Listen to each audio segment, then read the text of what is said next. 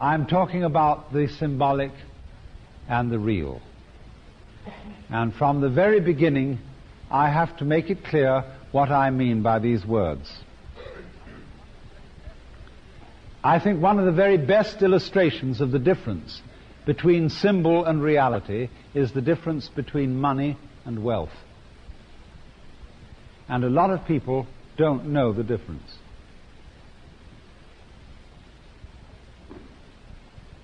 Nowadays, we're all accustomed to shopping in a supermarket. And when we go there, we get a great cart full of produce and groceries and liquor and what have you. You take it through the cashier's gangway place, you know, and she taps away on her machine, and she produces an enormously long strip of paper and tears it off and says, $30, please. And most people at that moment feel slightly depressed. Because they had to get rid of $30. And that's a very strange and odd reaction. Because you got rid of paper, and in exchange for this paper, you got wealth. Real, edible food, usable things, riches. And you should go home in a very happy mood that you got this great bundle of stuff. But somehow the loss of money hurts us a little bit. The relationship of money to wealth is very much the same kind of relationship that words have to reality. But when I use this word reality, what on earth am I talking about? If I produce any kind of object in front of you, and the most convenient happens to be a piece of money, a quarter, and I ask you, what is it? And I show it to you, most people would say, well, that's a quarter. But obviously, it isn't, because the quarter, when you say it's a quarter, quarter is a noise, isn't it? Quarter, that's a noise. It's a noise you make with your mouth. What noise is this? That doesn't sound like quarter, does it? You think it does? A dime would make the same sound. So, what this is this. You see? Just that. Like that. See? That's what it is. And so we would distinguish between a world of physical events, physical reality, and on the other hand, a world of names and numbers and noises and signs which refer to physical reality.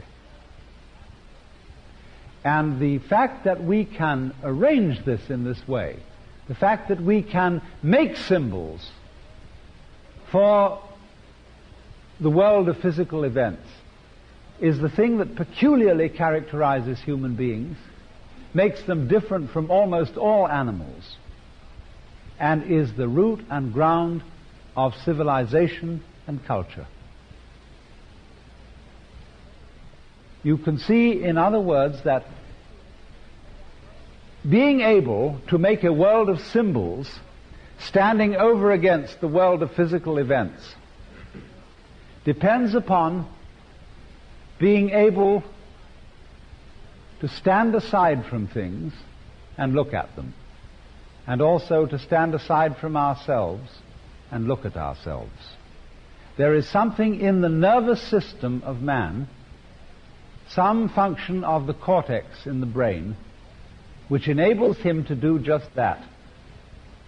There was a young man who said, though it seems that I know, what I would like to see is the eye that knows me when I know that I know that I know.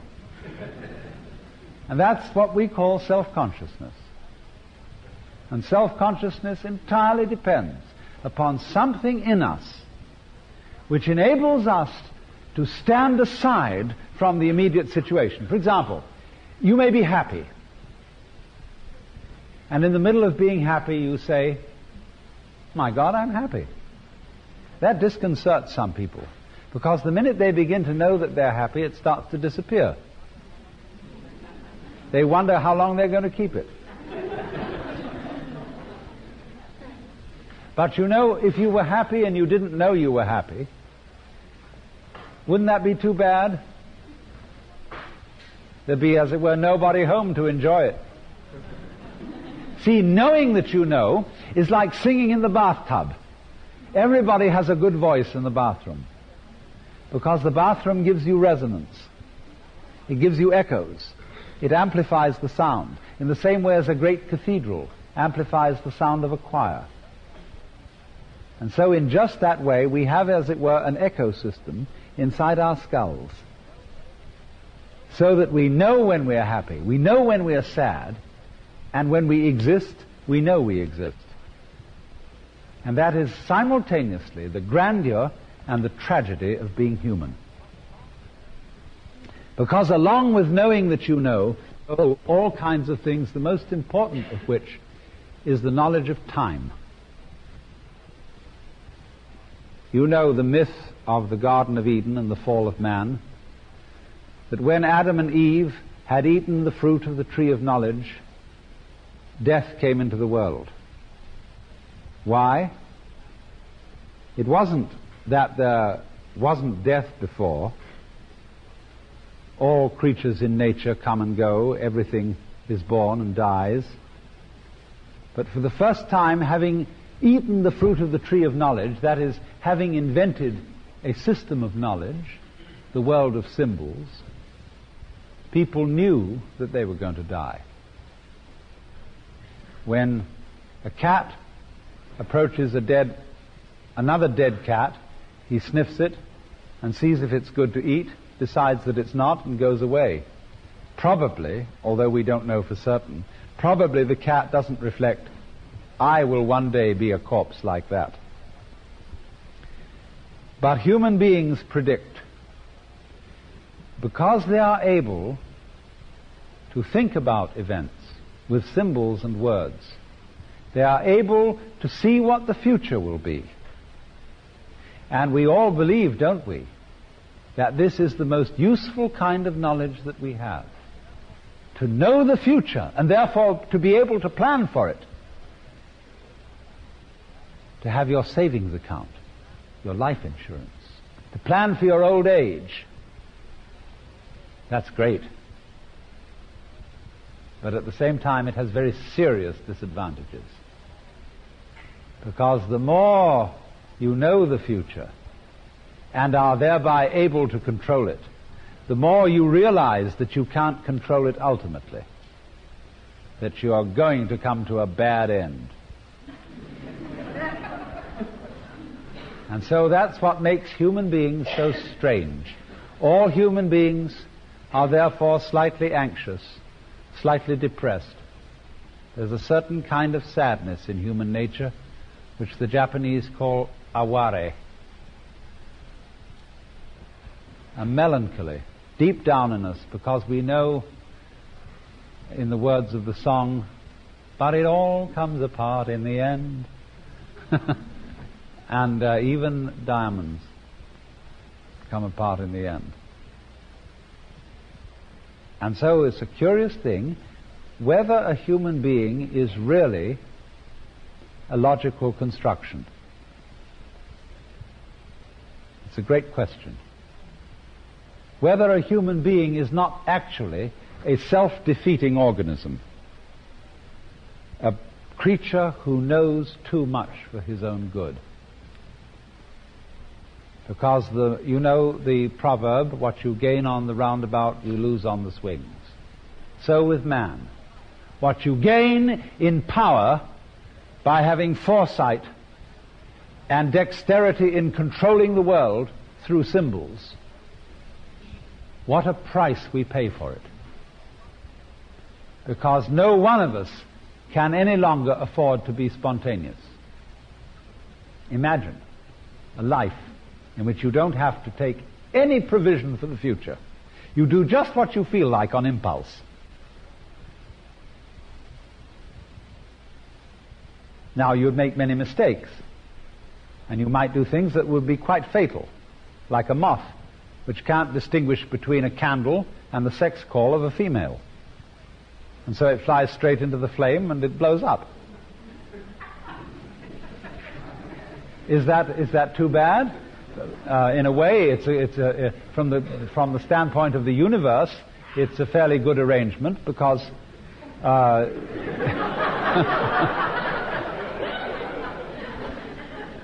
if this didn't happen, there would be too many moths.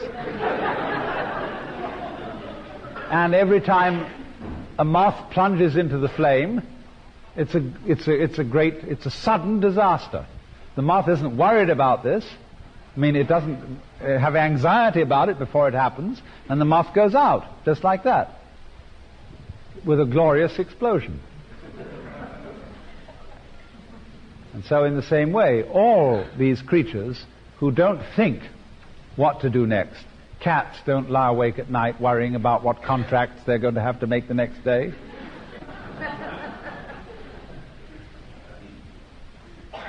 And yet, nothing can match the dignity of a cat when it walks and when it licks itself. What a magnificent creature. So imagine a world in which there isn't any worry. There will be disasters, but you won't know it's going to hit you. But we have figured out how to beat that world, how to last longer and to be more smart than any other creature on earth. But the price is anxiety. The price is lying awake nights. The price is having an ego. A thing in us that we call I. My self. A compound of all the memories that we have of our experiences. A history. When you are asked to give an account of yourself, what do? You give your kind of biography, where you were born, where you were educated, where you have been, where you have traveled, what things you are competent in. It's your life story, it's your history. And we learn to identify ourselves with our history. And that is a series of symbols representing the actual events through which we have passed in our lifetime. And that history is something with which we fervently identify ourselves. But all histories come to an end. And so, the more we know about our history, about ourselves in that kind of a way of knowing, the more anxiety we have about the thought that this history cannot go on indefinitely. It cannot be a story of complete success. Now then, I want to go into some of the properties of the human mind upon which this sense of our own existence is based. And the most remarkable property that we have, which enables us to create a symbolic world standing over against the world of physical reality. And of course, may I just put in parentheses, when I talk about the world of physical reality, this is a symbolic noise. And many people, when they hear physical reality spoken about, react to it in terms of 19th century scientific mythology, which is that the world of material, of energy, the world outside human skins, is mechanical and stupid. That was one of the dogmas of 19th century scientism, which carries on into the common sense of the 20th century. So when I say the world of physical reality, please don't put any such ideas on it. We really don't know very much about it at all. So then, the ability, the peculiar ability of the human mind that underlies being able to create a symbolic world alongside the world of reality. And through this to manipulate and control and play God towards the world of physical reality. The thing that underlies this is what we call consciousness. Consciousness is conscious attention, the ability to focus our senses on what we call one thing at a time.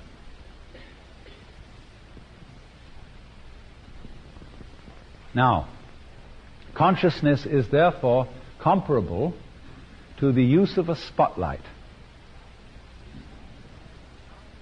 which casts a narrow, bright beam upon certain areas. We all were taught to use this as children because when we went to school, one of the most frequent things our teachers said to us was, "Pay attention!" Because the children were doing this and they were doodling and looking out of the window and so on, having a wonderful time. But the teacher wants you to get you to be able to focus on a point. See, now watch my finger. Who else does this other than teachers? Who else does that? Hypnotists and conjurers, magicians. They always say, "Now watch my hand, there's absolutely nothing in it." And when you watch the hand, you know he's busy pulling a rabbit out of his pocket. So teachers all do that. And the children comply by tightening their legs around the legs of the chair and frowning and looking at the teacher with a fixed gaze. Because by that, the teacher will know, so the children think, that they're really attending.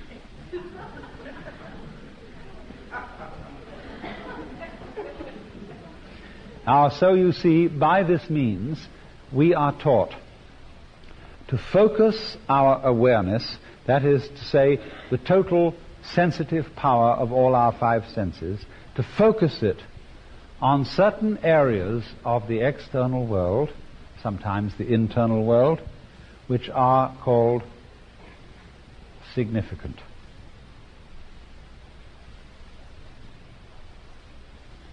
What is significant?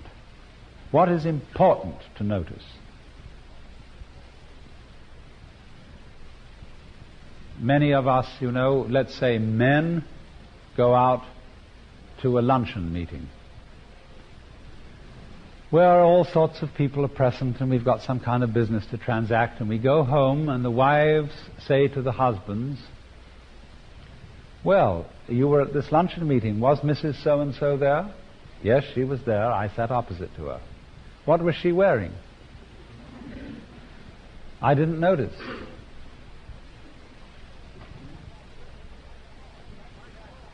See, he looked right at it.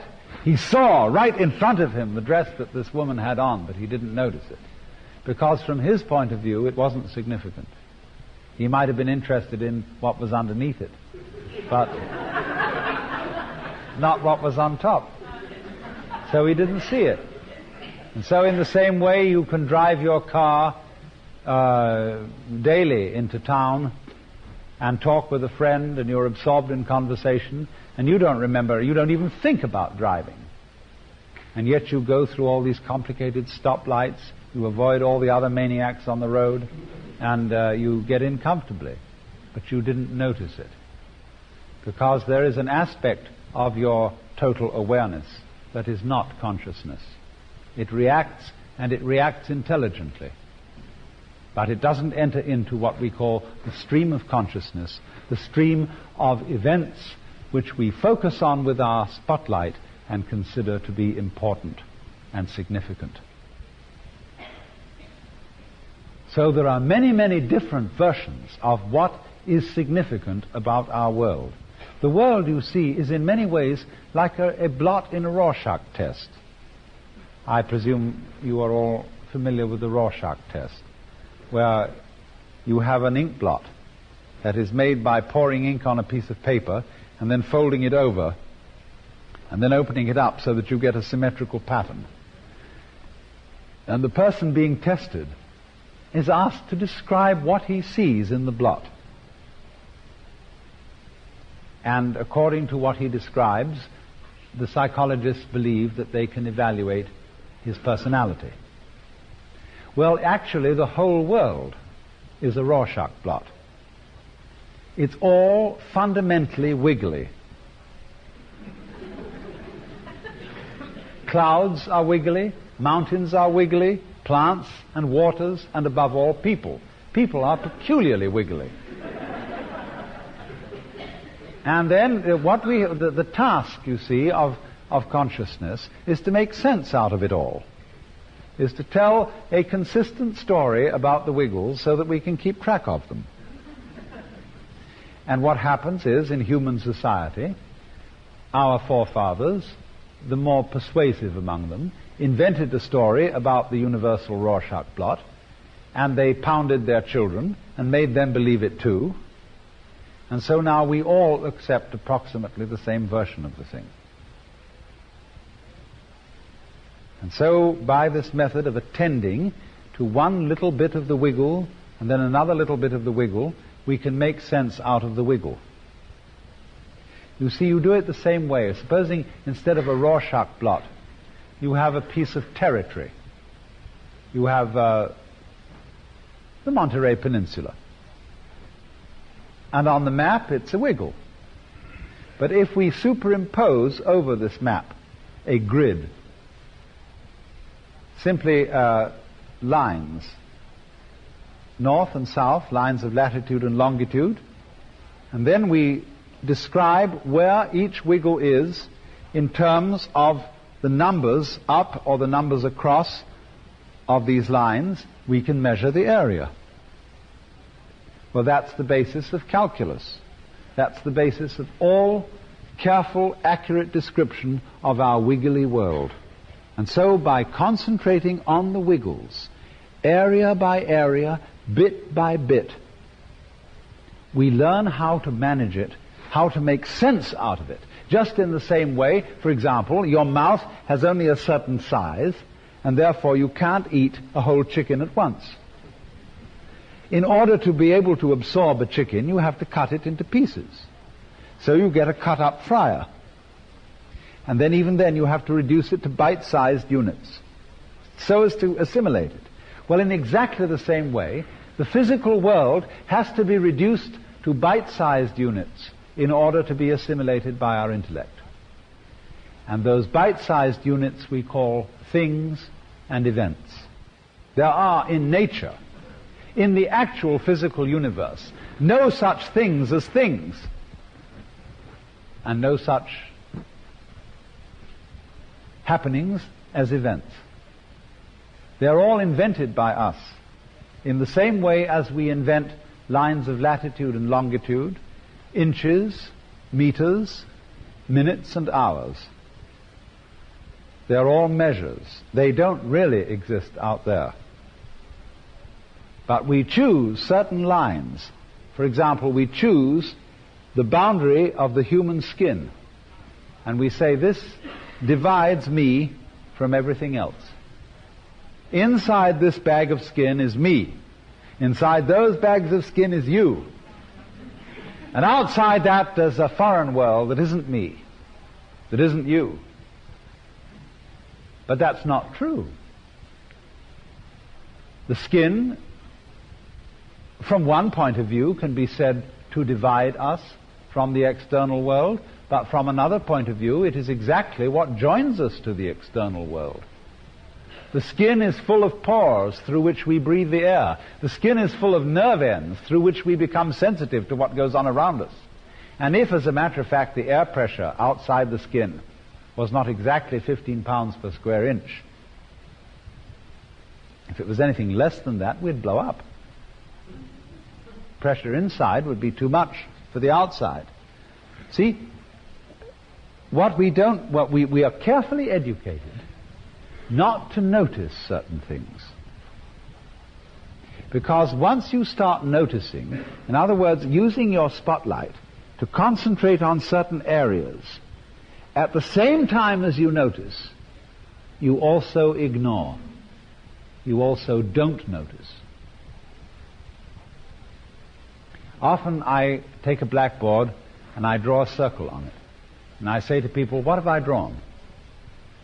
And they'll say, a circle, a ball, a sphere. Very few people ever say, a hole in the wall. A few smart ones do. In other words, do you notice what's inside the circle, or do you notice what's outside? Because what's outside is just as important as what's inside. You know, the fundamental secret of life, I'm going to tell you this, and this is worth all your price of admission. It's the ultimate secret. The ultimate secret is, for every inside, there is an outside. And they go together, and you can't have one without the other. And that's the whole problem of metaphysics, of religion, of life and death. So, be of good cheer.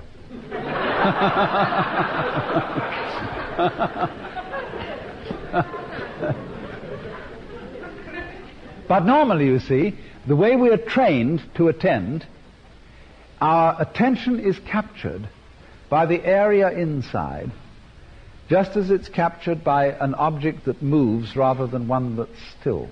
In other words, if a mouse was suddenly to go skitty-skit across the floor here, everybody would notice the mouse. And I keep moving a little instead of standing still like this while I talk to you, so that you will notice me a little. See? Motion against relative stillness, the background of the curtain, captures our attention, and my figure against the curtain captures your attention. Imagine what would happen if the total consciousness of the curtain vanished, and your entire field of vision was filled by me only. Then do you see what would happen? I would disappear, and what you would become conscious of as the thing presented to you would be my necktie, or something like that, see? So, by that I mean the inside always goes with the outside. Now then,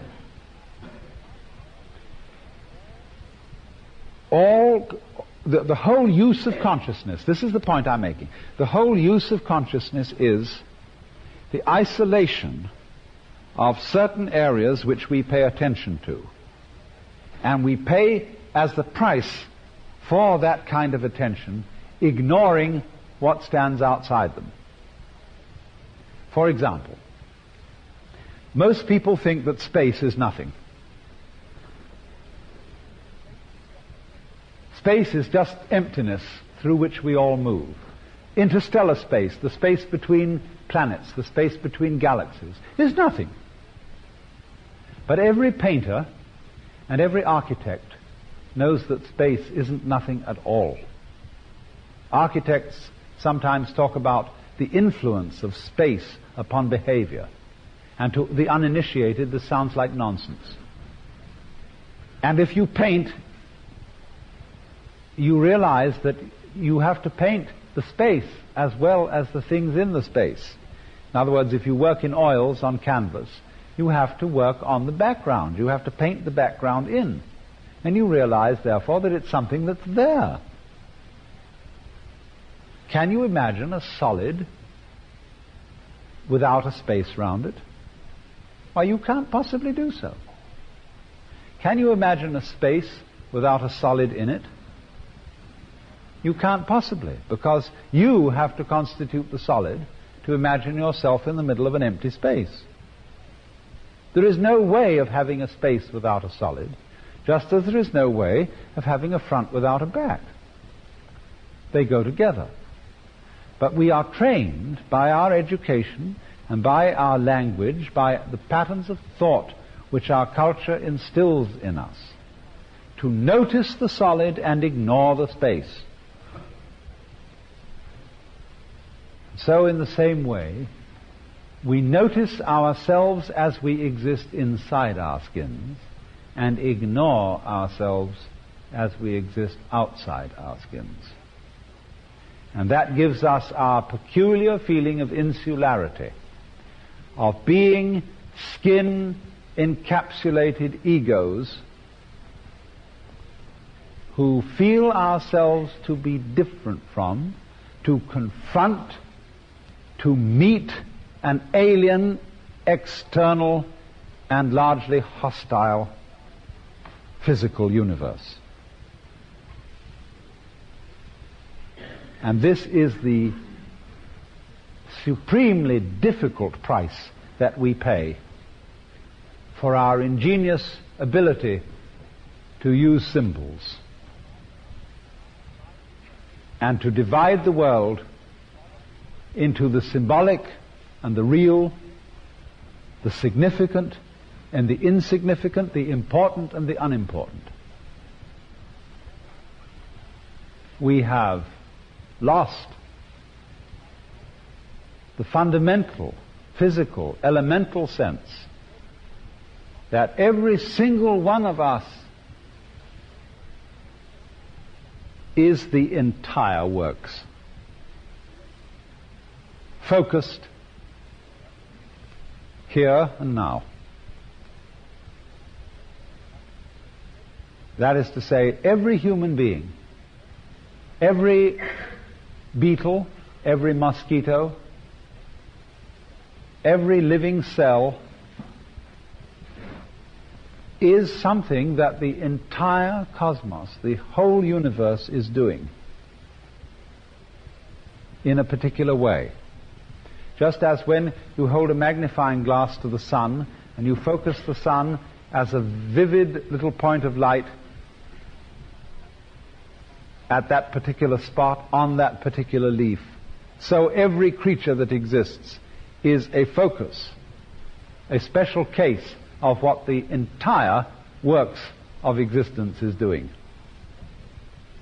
Only we have been taught to forget that. By being concentrated on the here and now, who I am, what circumstances I'm in, what I'm doing, what's important for me, we get absorbed in it. Supposing, for example, you got under a microscope some of the little animals that are working inside your bloodstream. You would suddenly become aware through your narrowed attention of a great conflict going on. There's a thing with wild whiskers on it and eyes all over that's going to eat that thing, which is more humane looking because it's only got eyes on one end. And you see this awful thing through the microscope about to eat that, and you get panicky. What's the result going to be? What's going to come out of this? See? But from a larger point of view, you realize that if that fight weren't going on, you wouldn't be healthy. Because the constant conflict of microorganisms at one level is at another level your ongoing life and health. But if you look at it intensely, I mean, if you concentrate and ignore the context of what's happening, you get involved in this struggle and think, oh, it's going to eat it. Well, that's the situation we're all in. We're all absorbed in our daily success, our business opportunities, whether we're going to make it or not. See, that's one of the great philosophical questions. There are really 4 philosophical questions. Who started it? Are we going to make it? Where are we going to put it? And who's going to clean up?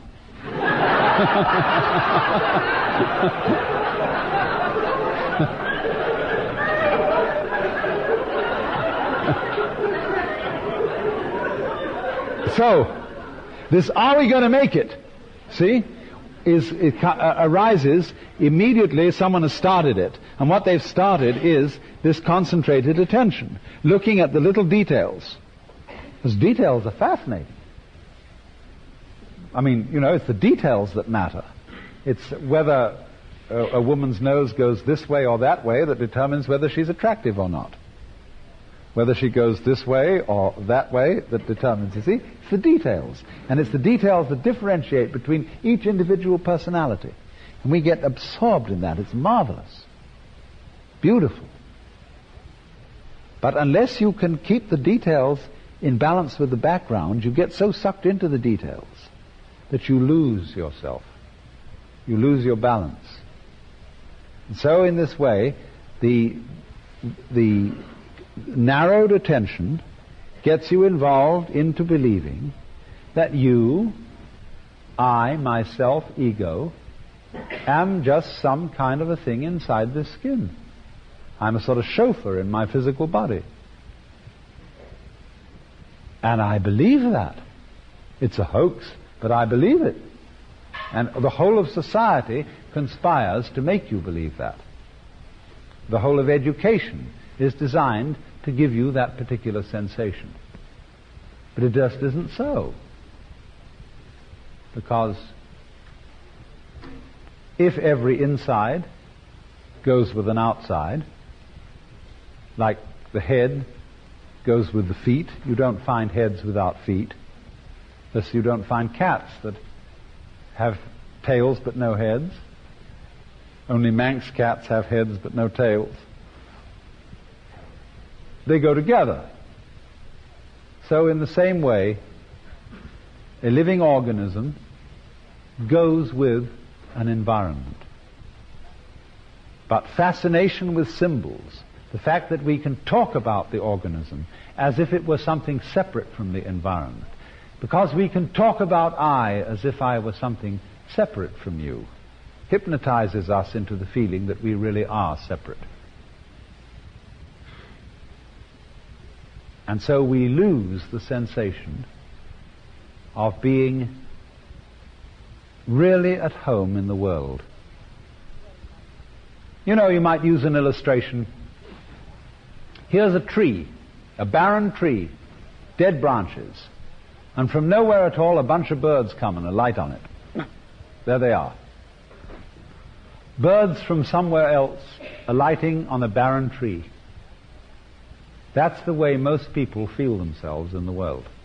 Human beings in a world largely composed of rocks and fire and electronic jazz, which has no feelings, no sense of values, no intelligence, but we just live here by accident. The other image is the tree, again, that suddenly gives rise to leaves and fruit. What a different situation. But according to all our knowledge of the sciences of biology, ecology, evolution, and so on, we are leaves on a tree. We live, we express, each one of us, a world which produces human beings in precisely the same way that an apple tree produces apples. After all, when we see the apple tree in the spring, it has no apples on it, only blossom. And in the winter, not even any blossom. And you might go by the apple tree and say, just a tree. And you come by later and you see the blossoms and you begin to get interested. And then later in the summer you go by and it has apples on it and you say, excuse me. So in the same way, this solar system might have been visited 10 million years ago by someone in a flying saucer from Alpha Centaurus, and he would have looked around and said, just a bunch of rocks, and gone away. Now he comes back in his flying saucer again and looks at us and says, excuse me, I see you were after all intelligent rocks, because you are humaning, just as the apple tree apples. You see? A world which does us is an intelligent world, is a human world. At the very least, it may be something more. Goodness only knows what it might do next.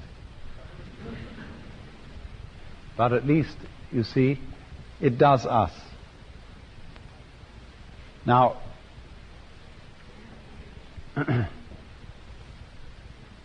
this then is my moral. The ability to cut the world up into pieces as a result of our facility with symbols and words is marvelous. It enables us to analyze things, to predict the future, to see all the details and to bring out the value of the details. That is a wonderful thing. But you can have too much of a good thing. You need to underpin, to background this vision of the details with something to support it. Otherwise you go insane. Otherwise you get lost in a detail. You get lost in a point. You get so absorbed that, as we say, you can't see the forest for the trees. We can't see the world for the selves. And this isn't just a matter of theoretical understanding, not just grasping a new theory. We need to find ways in which our actual everyday consciousness, our sensation, our physical feeling of being alive is so transformed that each one of us feels himself not only to be alive inside his skin, but also to be definitely, substantially identical with everything going on around him.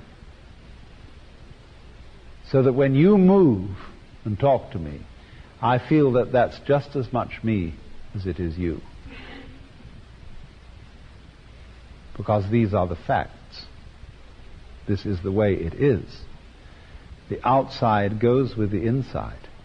And you don't find them apart from each other any more than you find the front of the coin without the back. Look, supposing I'm interested in another human being, but this is a human being who thinks only about themselves, has no interest other than what is defined as themselves socially. In other words, the interior of the bag of skin. Well, this is the most boring kind of person you could imagine. Has no personality whatsoever, even though they're entirely concentrated on themselves. When I feel that a person has genuine personality, is unique and different and alive, that is a function of their interest in things outside themselves. In other people, in their ancestry, and so on. You know, it's wonderful to look at a person and say, so I think your background is a little bit French, slightly Irish, a touch of Yugoslavian. Wow. See? Then I'm beginning, the person